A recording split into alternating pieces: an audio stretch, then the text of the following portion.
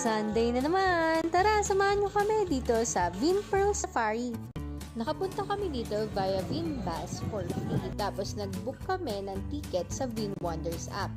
May promo nga pala ang VinWonders at VinSafari. Pwede nyong ikutin ng one whole day ang dalawang amusement park, pero mas pinili namin na ikutin in separate days yung dalawang amusement park.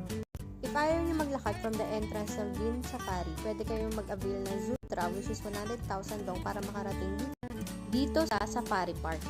Kasama na sa 650,000 dong entrance fee yung pagsakay dito papuntang Safari Park. Pinili namin na morning pa lang ay maikutan namin to para hindi sobrang init. Una namin nakita itong mga reindeer, ay sika deer pala. Ang nag-separate sa kanila is itong double gate na to. Next naman itong Bengal tiger. Tapos itong si Papa Bear, nag-chill with the bird. Now, Friend Bear, we're going to say the king of the animals. At ito na nga ang king of the jungle, the lion!